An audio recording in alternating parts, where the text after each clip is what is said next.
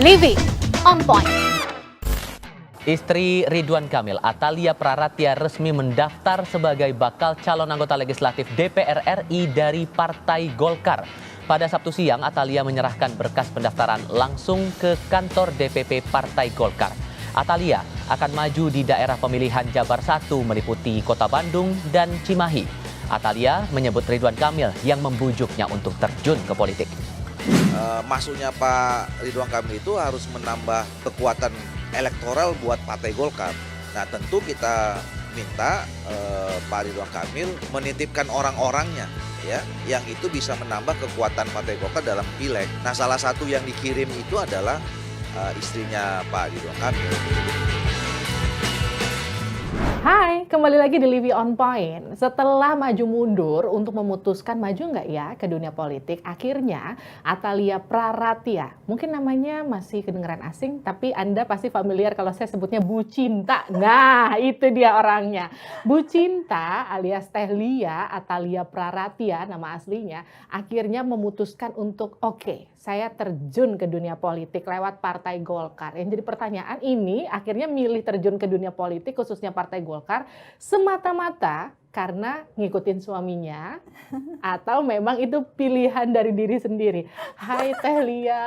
Halo Teh Livi, senang sekali ketemu. Aduh, terima kasih akhirnya sudah datang ke Living on Point. Senang banget, terima kasih. Teh Lia, jadi gini, selama ini kan orang kenalnya sebagai istri Ridwan Kamil. Udah selesai, istri dari Gubernur Jawa Barat.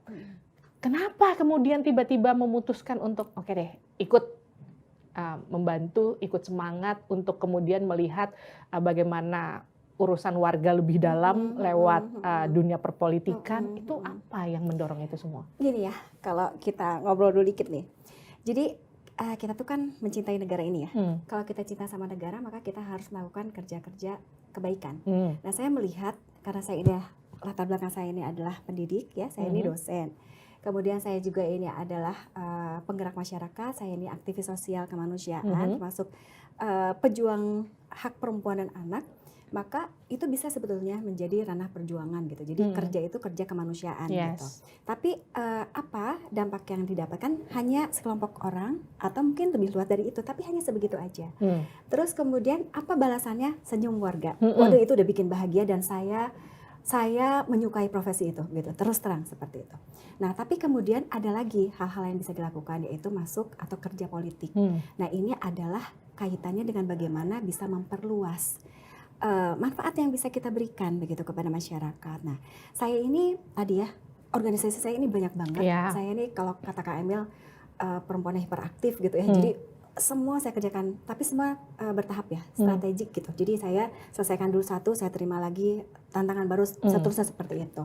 Dan saya bersyukur karena Kang Emil ini memberikan ruang yang sangat luar biasa kepada saya untuk mengaktualisasikan diri gitu. Jadi kan ada laki-laki yang ini nggak boleh, Kang Emil nggak.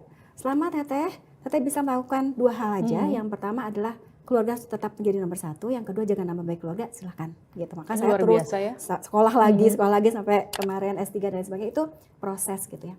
Nah, saya kan sudah terbiasa dengan berbagai organisasi saya itu, saya melihat fenomena masyarakat secara langsung gitu, bukan katanya gitu. Saya berkaitan dengan masalah stunting misalkan, saya terkait dengan kasus-kasus kekerasan yang terjadi, saya menyentuh secara langsung apa kejadian-kejadian di masyarakat. Nah, tapi berjalannya dengan waktu dan kebetulan saya ini ada sesuatu yang mungkin berbeda dibandingkan dengan yang lain, karena saya ini pernah mendampingi seorang Ridwan Kamil, yang mana saya belajar banyak dari Kang Emil dengan bagaimana dia bisa menguasai segala situasi yang ada dengan cara-caranya yang menurut saya sangat elegan gitu ya.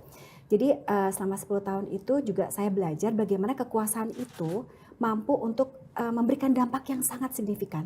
Bagaimana perubahan masyarakat Kota Bandung dulu dari sebelumnya seperti apa menjadi seperti apa, itu tidak bisa dibantah ya, orang-orang tahu itu. Bagaimana kemudian juga ketika Kang Emil menjadi gubernur juga sama, sebelum dan sesudahnya itu terlihat nyata. Nah, saya belajar bagaimana ternyata itu kekuasaan itu bisa merubah dari sesuatu yang sebelumnya buruk menjadi lebih baik. Maka saya berpikir nampaknya ini sudah saatnya gitu. Saya kemudian untuk menerjunkan diri. Daripada saya ingin menunggu perubahan hadir dengan sendirinya, saya di sini hanya bisa mengkritik dan lain-lain ya, karena Yes. terus terang saya ini orang yang sangat terbuka dengan Kang Emil. Kita sangat demokratis sekali. Jadi Kang Emil bisa jadi berbeda pilihan dengan saya, itu sangat biasa terjadi di keluarga kami. gitu ya? Betul begitu. Nah jadi pada akhirnya saya berpikir bahwa daripada saya berpangku tangan tidak melakukan apa-apa dengan apa yang saya lakukan, saya lebih baik ya sudah saya turun tangan begitu. Oke. Ya Nah, seperti itu. kemudian nih jadi pertanyaan kan gini, selama ini kan sudah oke banget dengan banyak penghargaan yang Teteh dapat. Tapi kemudian yang jadi pertanyaan orang kan gini, kenapa nggak dukung aja sih suaminya berkarir seperti yang selama ini dilakukan dari balik layar Iya, begitu iya, iya. kan? Karena kan kita lihat ya bagaimanapun seperti kata orang banyak, lelaki yang hebat itu karena perempuan yang hebat Iya, iya. ada di belakangnya. Iya, Dan betul, aku ngelihat itu luar biasa atas salah satunya perannya Teh Atalia begitu terhadap Kang Emil. Kenapa nggak begitu aja? Kenapa milih untuk terjun langsung? Sebetulnya itu menjadi pilihan utama saya. Hmm. Tapi kemudian justru dorongan ini datang secara langsung dari Kang Emil sebagai suami saya. Jadi Kang Emil justru menyayangkan gitu. Jadi sering menyampaikan kepada saya, Teteh punya kapasitas, Teteh punya kapabilitas, Teteh punya popularitas, elektabilitas, sayang gitu. Jadi Kang Emil bilang bahwa Teteh itu sedang rising star, katanya baca gitu ya. Jadi dengan segala pertimbangannya, seorang suami menyampaikan itu pada istri menurut saya sebuah privilege. Tapi punten, ini bukan karena Kang Emil sekarang jadi ketua tim pemenangan Jawa Barat di Golkar, Sebetulnya bukan? gini, sebetulnya obrolan ini sudah lebih dari 1 tahun yang lalu. Oh, oke. Jadi gini, saya itu sering ngobrol, jalan-jalan. Kami ini orang yang senang sekali jalan kaki. Kadang-kadang jalan kaki, kadang sepedaan, kadang-kadang motor-motoran, Oke. kadang-kadang mobil-mobilan gitu ya. Tapi setiap kali, apalagi khususnya di Kota Bandung, itu saya itu selalu begini, ini tuh harusnya gini ya, ini tuh harusnya gini ya. Dia bilang, siap Bu Wali, dia tuh begitu dari dulu. Jadi nyindir ya. Terus saya bilang, ih apaan sih, enggak, aku nggak tertarik gitu. Jadi proses untuk meyakinkan saya itu tidak mudah gitu. Oke. Jadi justru begini, semua yang Kang Emil sampaikan kepada saya pada waktu itu sampai akhirnya saya memutuskan iya, bismillah gitu, saya akan terjun all out untuk politik begitu. Itu tidak mudah gitu. Jadi memang ini effortnya mungkin harus ditanya sama Kang Emil deh. Jadi mungkin saya ini adalah orang yang paling sulit untuk diajak bergabung ke dalam partai politik begitu. Kita bilang punya background yang begitu luar biasa dari dunia pendidikan, dari dunia sosial dan segala macam itu. Apa yang mau diperjuangkan nanti kalau jadi anggota dewan? Wow, banyak sekali.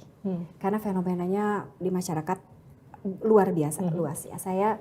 Memang sebetulnya saya tidak fokus di Kota Bandung dan Cimahi saja sebagai dapil saya sekarang. Saya ini lebih luas di Jawa Barat. Tapi Bandung dan juga Cimahi itu tidak pernah diabaikan karena menjadi kota besar seperti Kota Bandung dan Cimahi itu bisa menjadi patokan bagi kegiatan-kegiatan di luar wilayah lainnya gitu ya. Banyak sekali. Mau bicara tentang apa? Ini dari sudut pandangnya berbeda. Kita mau bicara terkait dengan kekerasan. Kekerasan pada perempuan dan anak itu masih tinggi. Oke. Kita bicara terkait dengan, sekarang yang lagi hits aja. Bagaimana kemudian terkait dengan kesehatan perempuan. Ternyata sifilis yang sekarang lagi heboh di Kota Bandung saja kita bicarakan. Itu dari 29 ribuan yang diperiksa, ternyata 830 adalah dia dinyatakan terkena ya, terkena positif berarti dia sifilis gitu. Tapi hanya 300 yang kemudian mereka mau berobat gitu. Belum lagi HIV. HIV ini juga cukup tinggi di Kota Bandung dan ternyata kasus untuk tahun 2022 ternyata 16% itu Ibu rumah kena tangga, ibu rumah tangga. Bayangkan, itu menjadi satu hal yang menjadi perhatian tentu saja. Belum lagi TBC. Jadi masalah kesehatan atau penyakit menular itu juga banyak sekali yang harus dipersiapkan dan dicari solusinya gitu ya. Termasuk apa lagi? Kasus pernikahan anak. Itu tidak saja Kota Bandung, tidak saja Cimahi, tapi juga Jawa Barat itu tinggi sekali. Sampai sekarang masih menjadi masalah. Belum lagi hal-hal yang berkaitan dengan infrastruktur, bagaimana kemacetan, bagaimana kemudian tempat-tempat yang ramah untuk perempuan dan anak seperti misalkan ruang laktasi kah gitu ya, aksesibilitas. Kan kita harus jalan atau pergi itu dalam keadaan nyaman, aman dan lain sebagainya. Jadi banyak sekali sebetulnya. Isu yang Teteh bawa dan mau diperjuangkan itu kan begitu luar biasa dan banyak. Kenapa jadi anggota dewan sih? Nggak mau jadi wali kota Bandung aja? Biar langsung aja gitu. Gini, saya sempat ngobrol dengan Kang Emil. Jadi kita punya komitmen bersama sesungguhnya bahwa kita tidak boleh ada dua matahari. Oke. Dua matahari itu artinya ketika Kang Emil misalkan di eksekutif, maka saya tidak di eksekutif gitu. Oh, wow. Karena bayangkan menjadi seorang kepala daerah itu membutuhkan pendamping. Pendamping ini yang ya menjadi yang itu. Jadi organisasi ex officio bagi seorang pendamping kepala daerah itu ada 8. Itu belum apa udah 8. Belum lagi organisasi lain. Organisasi saya ada 14 ya. Berarti sisanya ada di luar itu. Nah, tapi itu tidak seperti itu. Saya merasa bahwa cara saya untuk menyeimbangkan kehidupan itu tidak seperti itu. Nah, maka ketika saya dikatakan oleh Kang Emil, Teh, memperjuangkan itu tidak bisa. Jadi politik itu ada sesuatu yang mulia. Saya katakan di awal nih ya. Jadi ketika saya mengatakan bahwa ya bismillah itu adalah di akhir-akhir sebelum ditutupnya masa pencalonan kemarin gitu ya. Nah, pada waktu itu Kang Emil bilang, Teh, politik itu mulia. Jadi politik itu harus dipegang oleh orang-orang yang memang tepat begitu. Kalau tidak tepat, maka semua apapun gagasan, apapun visi, ide dan lain sebagainya itu tidak akan pernah bisa berhasil. Betul, karena dia bawa amanat rakyat. Betul sekali. Nah, maka saya berpikir, oh kalau begitu ya sudah, berarti kita lakukan apa yang bisa kita lakukan. Nah, kembali bahwa kami berkomitmen seperti itu. Jadi sejauh ini saya merasa bahwa itu tidak melanggar konstitusi, gitu ya, bahwa hak dipilih dan memilih adalah hak setiap warga negara. Jadi saya ya udah bismillah. Teteh itu kan orang yang secara personal sudah jelas punya kapabilitas, elektabilitas punya. Mungkin 80% orang di Indonesia tuh sudah tahu nama Bu Cinta, tapi bukan nama Atalia Praratya. Itu gimana nanti? Itu masalah saya. Sosialisasinya kan di baliho-baliho. Ini teh Bu Cinta. Kenapa namanya Atalia Praratya? Orang kan nggak tahu. Itu gimana tuh? Asli. Itu juga jadi PR buat saya sebetulnya saat ini. Karena saya kemana-mana, saya ke Kalimantan, saya ke Papua, saya ke Aceh dan lain-lain, semua orang menyebut saya Bu Cinta. Di mana-mana, di airport, di pasar dan lain sebagainya. Nah, justru itu PR buat saya, dan mungkin ini peluang bagi yang lain. Tapi pada intinya bahwa sekarang saya sedang melalui proses itu ya. Jadi bagaimana supaya orang lebih mengenal saya sebagai Atalia gitu. Jadi kalaupun ada Bu Cinta Atalia dulu nih prosesnya. Nanti lama-lama Bu Cintanya hilang deh gitu ya. Seperti itu. Jadi pelan-pelan. itu jadi PR tersendiri PR, sekarang ya. Betul. Nah terus kalau kita bicara soal gini. Ini aku mau masuk soal Kang Emil yang beberapa kali dari survei, lembaga survei, hasil surveinya itu kan masuk ke dalam jajaran cawapres ya. Masuk elektabilitasnya lumayan loh Teh. Kalau nih, kan kita masih belum punya nih cawapres ya kan. Kalau ternyata masuk nih Kang Emil jadi salah satu cawapres di paslon yang sekarang udah ada capresnya. Akankah tetap maju ongoing untuk jadi calegnya atau itu nanti bisa di hold dulu? Gini, saya ngobrol dulu sedikit terkait dengan Kang Emil ya. Saya sih kalau sebagai istri ya, saya melihat tahu banget Kang Emil karena saya 27 tahun sama Kang Emil. Kang Emil ini dia punya semuanya. Dalam arti saya ngerasa dia pintar banget gitu. Dia visioner banget, dia problem solver banget. Jadi dia tuh orang yang kalau melakukan sesuatu tuh sepenuh hati dan dia tahu melakukan. Dan dia karena dia punya kelebihan, dia kan orang otak kanan ya. Dia tuh otak kanan banget. Jadi dia tuh dengan imajinasi gitu. Itu yang kemudian kenapa perubahan begitu luar biasa. Nah, jadi saya tidak menafikan bagaimana Kang Emil ini adalah seseorang yang punya kompetensi yang luar biasa untuk level apapun sesungguhnya. Dan semakin lama perjalanan 10 tahun ini saya melihat kesiapan Kang Emil untuk di level apapun gitu ya. Nah, tapi tentu karena kita berhadapan dengan partai yang tentu kita akan manut pada keputusan itu. Nah, bagi saya sendiri, saya sebagai istri, dimanapun saya ditempatkan, yang paling penting saya mendukung Kang Emil. Bahwa kemudian tidak bisa dipungkiri, saya kemudian terjun ke Golkar dan lain sebagainya juga mendukung Kang Emil kan, betul ya seperti itu. Bagaimanapun juga kami ini adalah saat ini saya bersyukur kami satu tim. Karena jangan salah ya, sebelumnya bisa jadi saya berbeda. Ya, sampai Kang Emil teh masa beda gitu. Ya juga ya gitu ya. Tapi itu lucu deh, lucu. Proses itu lucu banget. Nah, sampai akhirnya seperti itu. Nah, tapi kemudian saya pikir begini, kita lihat aja deh terkait dengan aturan. Misalkan tidak memungkinkan gitu, misalkan seorang istri kepala daerah sekalipun, ataukah mungkin istri kepala pemerintahan di pusat gitu ya, atau wakil atau apapun levelnya, tidak memungkinkan untuk memegang jabatan apapun misalkan.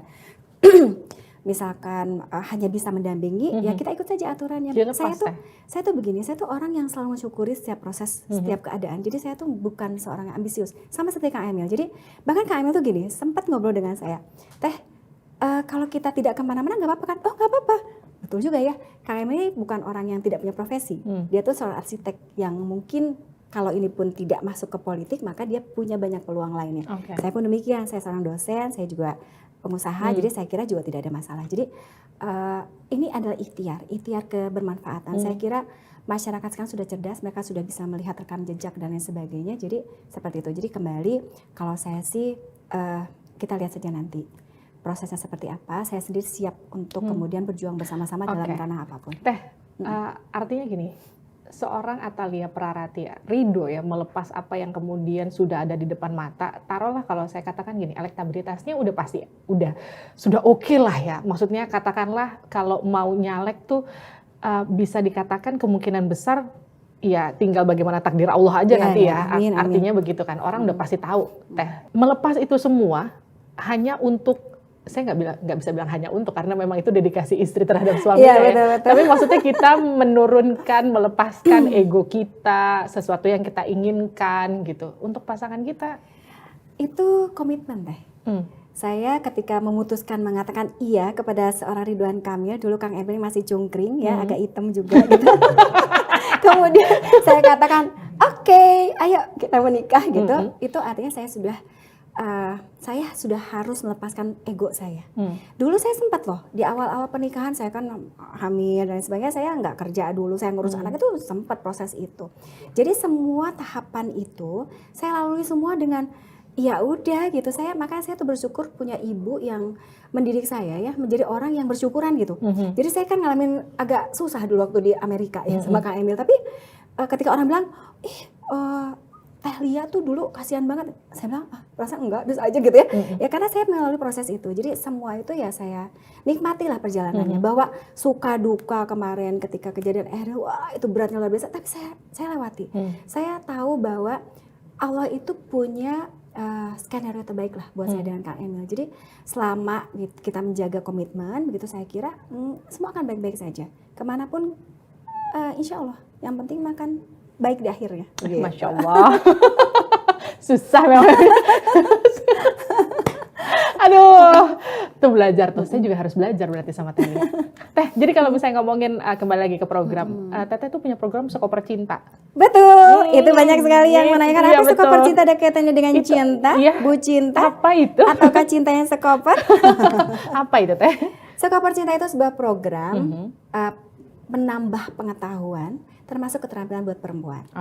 Singkatan, Sekolah Perempuan Capai Impian dan Cita-cita. Ya, jadi nggak ada kaitannya dengan Bu Cinta ini sebetulnya di awal, hanya karena saya sebagai salah satu penggagas pada waktu itu.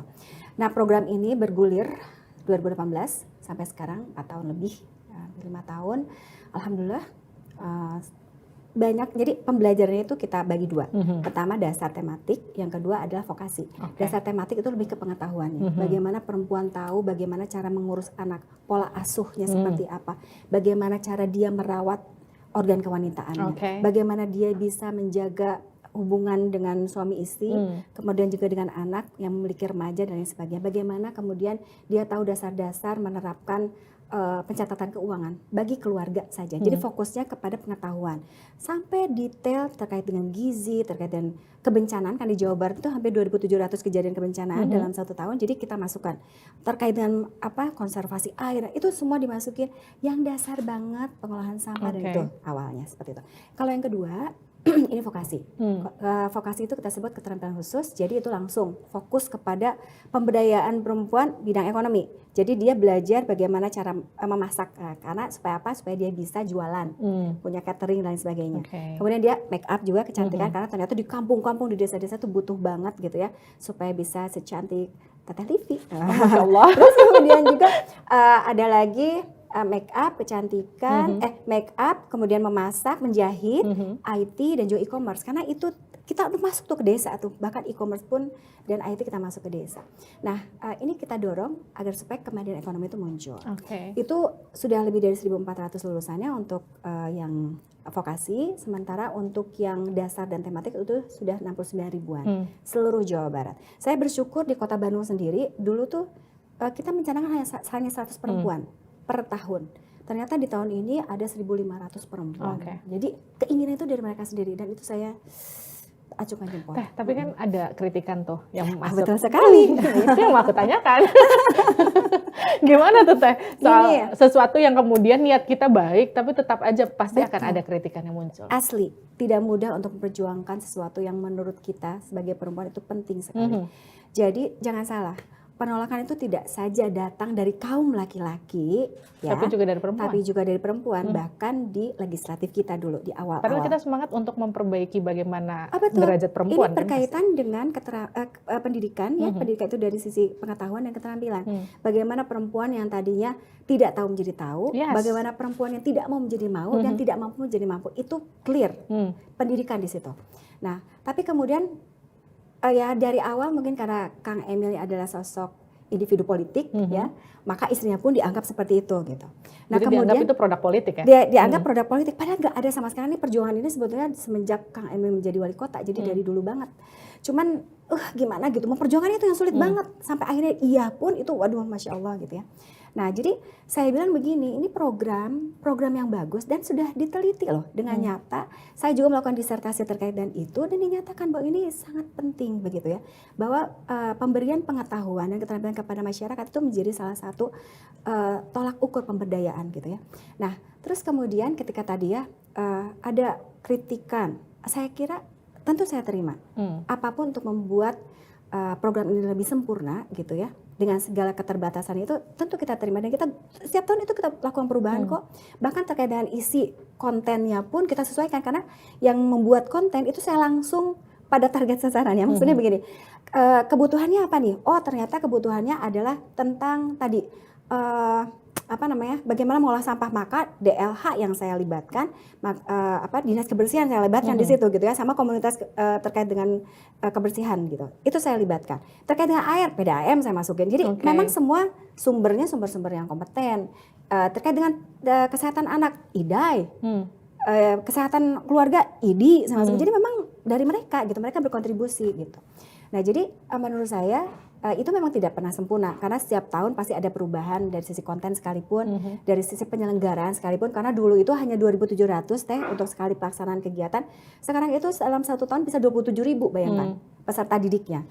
Wah, kan luar biasa ya effortnya gitu. Nah, jadi saya nggak ada masalah dengan itu, maka kita akan perbaiki terus. Tapi ketika ada orang yang mengkritisi terkait dengan sesuatu yang lebih penting dari itu, misalkan ngapain sih sekolah sekopar tutut itu gitu ya, mendingan bangun jalan. Itu yang saya kritisi. Saya nggak akan mundur 1 langkah pun untuk itu. Saya tidak yakin bahwa orang-orang ini patut untuk kita jadikan pemimpin. Kenapa? Karena pengetahuan bagi perempuan itu penting banget. Perempuan yang pintar itu dia akan punya pilihan. Contoh, ketika ini dia punya pilihan, maka dia tidak akan kemudian menjadi PSK misalkan. Ya, dia punya pilihan, dia bisa bekerja yang baik karena dia punya pengetahuan. Ya? Minimal ketika dia punya pengetahuan, maka dia bisa tahu apa yang dia harus lakukan. Dia punya pilihan hidup, bagaimana cara mendidik anak. Kalau saya melakukan ini, bagaimana dengan anak saya? Itu dia pilihan. Tapi kalau misalkan dia tidak pintar, dia tidak punya pengetahuan, ya sudah, dia akan ke bawah-bawah. Pada akhirnya ya sudah, dia masuk ke lingkungan yang negatif. Nah, jadi saya sendiri kalau itu saya fight banget. Nah, pada satu masa misalkan Sekopar Cinta ini mau dibawa kemana gitu. Saya katakan begini, dasar pengetahuan dan keterampilan itu wajib ada pada setiap perempuan karena ini sudah terbukti nyata ya. Perempuan Jawa Barat yang saya jadikan target sasaran itu ternyata dari hasil penelitian dari 270 responden ternyata 60%-nya adalah SD. Kemudian di luar itu bahkan tidak mengenyam pendidikan sama sekali. Kemudian apalagi? Oh, ternyata di atas itu memang ada yang SMP, SMA dan kuliah, tapi itu sangat sedikit gitu. Nah, bagaimana menyetarakan mereka? Kan susah gitu kan. Nggak bisa mereka masuk sekolah formal. Ada yang menikah, ada yang sudah keburu tua, ada yang ngurus anak dan sebagainya. ini adalah salah satu, ini adalah sekolah non formal gitu. Yang saya kira ini patut diperjuangkan tidak saja oleh saya sesungguhnya, oleh siapapun. Nah, maka satu masa saya katakan, misalkan ini terlalu cinta nih, Bu cinta banget nih gitu, yang nanti akan jadi Teh Atalia. Saya katakan terserah mau berubah namanya. Saya nggak peduli berubah namanya, tapi bahwa kemudian ini adalah sebuah program yang baik, jangan kemudian dianggap buruk, begitu tuh loh maksud saya. Itu aja sih. Teh, luar biasa banget ya kalau aku dengar semua penjabaran Teteh, karena aku mikir gini, wow enak ya Partai Golkar dapat kader yang udah jadi, udah dari basis pemilihnya udah punya, elektabilitasnya udah ada. Mohon maaf, ini masih harus diajarin. Ya maksudnya segala modalnya udah ada gitu, maksudnya nggak perlu diolah lagi untuk jadi satu politisi yang oke gitu, katakanlah gitu. Berapa banyak Teh kemarin selain Golkar yang udah ngelobi Teteh sebenarnya? Aduh, saya mungkin nggak harus sampaikan di sini, tapi ada beberapa Teh gitu. Dan di antaranya juga yang langsung to the point gitu, untuk calon di Kota Bandung gitu, ada begitu. Tapi beberapa juga ada masuk ke partai gitu. Ada, dan ada yang langsung ke saya, ada melalui Kang Emil, ya itu satu hal yang wajar ya. Tapi kemudian kami berdiskusi Teh. Jadi saya ini dengan Kang Emil alhamdulillah jadi kayak teman gitu, sering diskusi, ngobrol segala macam. Dan pada waktu itu diberikan apa ya namanya, insight sama Kang Emil, disampaikan secara gamblang Teh, ini apa ya namanya, baik buruknya, lebih kurangnya tuh seperti ini loh. Kalau Teteh begini di sini begini, Teteh begini gitu, seperti itu. Jadi pada waktu itu memang saya agak alot nih sama Kang Emil, tapi lama-lama sudah disampaikan dengan sangat jelas gitu, dan ternyata Kang Emil itu seorang marketing sejati ya. Jadi sama istri juga harus ngelobinya, bener ya? Salah. Mungkin sih. Saya ini adalah yang paling sulit untuk diyakini oleh Kang Emil. Karena kan kalau orang lain kan kagok ya sama Kang Emil ya. Tapi kalau saya kan udah 27 tahun, jadi saya udah biasa gitu diskusi sama Kang Emil. Nah tapi jadi saya memutuskan untuk masuk ke Golkar, saya merasa bahwa Golkar ini bagi saya ini sesuai dengan visi misi saya, sesuai dengan ranah perjuangan saya. Dia ini moderat, dia ini juga partai tengah, kemudian dia juga terbuka ya. Jadi semua orang diberikan ruang untuk kemudian apa namanya, mengaktualisasikan diri, berkarya, berkontribusi secara maksimal gitu. Minangnya kemarin sekalian sama Kang Emil atau Minang Teh Lia dulu sendiri Golkar ya? Maksudnya Minang Teh Lia ayo masuk ke Golkar atau sekalian sepaket deh sama Kang Emil dulu. Kang Emil dulu. Jadi Kang Emil yang ngelobi Teh Lia untuk masuk ke Golkar, karena memang Kang Emilnya kan ketua pemenangan ya. Pantes lah kemarin Kak Erlangga bilang tugas Ridwan Kamil adalah memenangkan Jawa Barat dan juga Banten. Ya pertama kali harus dimenangkan istrinya dulu. Dan itu kayak paling sulit adalah jadi ada berproses. Jadi gini, ngomong sosok dari Ridwan Kamil ini seberapa pengaruh sih untuk meloloskan Teh Lia nanti ke parlemen? Saya terus terang saya besar karena Kang Emil. Karena begini, tidak semua istri kepala daerah diberikan ruang tadi saya sampaikan. Jadi ada mereka-mereka yang mungkin juga karena tidak suka terjun ke lapangan, jadi pada akhirnya hanya sebagai pendamping saja gitu. Tapi karena saya ini dari dulunya ya gitu, kelebihan energi gitu ya dari zaman sekolah. Jadi kayak apalagi nih harus dilakukan, apalagi harus dilakukan gitu. Jadi pada waktu itu orang juga mengenal saya sebagai istri dan Kamil di awalnya. Awalnya kan yang menyebut saya Bu Cinta adalah Kang Emil kan gitu. Tapi kemudian masyarakat semakin mengenal saya, kemudian juga mungkin kita karena sering ketemu jadi jatuh cinta sama saya. Jadi ya udah kita seperti itu gitu. Tapi dulu saya mengalami masa-masa orang nggak kenal saya. Jadi dulu itu kalau kita foto bareng nih Kang Emil datang ke satu tempat sama saya nih. Terus saya kan ikutan foto nih kan sama Kang Emil gitu ya. Terus tiba-tiba lama-lama ada ibu-ibu nari gitu. Bu gantian dong, kenapa sih ibu diam aja situ? Itu istri saya katakan gitu. Tapi ngalamin masa-masa seperti itu orang nggak kenal gitu. Tapi lama-lama ya itu saya katakan meskipun saya ini ada seorang istri kepala daerah, maka saya tidak boleh hidup di bawah bayang-bayang Kang Emil. Maka saya waktu itu membuat sendiri organisasi itu betul-betul dari nol, ada namanya Jabar Bergerak. Saya juga terlibat, saya ini sebagai ketua Keluarga Pramuka Jawa Barat, saya juga di PMI dan sebagainya. Itu adalah di luar daripada ex officio saya sebagai istri Gubernur Jawa Barat. Bu Cinta alias Teh Atalia Praratia. Saya punya 3 pertanyaan cepat. Bisa dong Atalia Praratia. Saya ngapalin dulu Praratianya susah soalnya. Itu banyak banget yang gagal gitu. Atalia Praratia, Bu Cinta. Jadi saya punya 3 pertanyaan yang harus dijawab cepat. Ya. Pertanyaan pertama, keluarga atau karir politik? Keluarga. Jadi anggota legislatif, apa perubahan yang akan dibawa seorang Atalia Praratia? Perubahannya adalah menjadikan perempuan lebih berdaya dan mereka menjadi perempuan yang pintar sehingga tahu apa yang harus dilakukan ke depannya. Atalia Praratia ketika jadi seorang anggota legislatif akan dikenal sebagai sosok yang membumi dan juga penuh cinta. wow, memang namanya Bu Cinta ya, cocok banget. Terima kasih Talia. Terima kasih Bu Cinta. Ya Allah, terima kasih sudah hadir di Senang Live on sekali Point. ngobrol di sini. Seru Sukses ya. banget. Terima kasih. Itu dia tadi perbincangannya dengan Teh Atalia Praratia alias Bu Cinta. Jadi ingat ya, namanya bukan Bu Cinta, dikenalnya Bu Cinta. Nama aslinya Atalia Praratia. Kita ketemu lagi di Livi on Point episode selanjutnya. Sampai jumpa.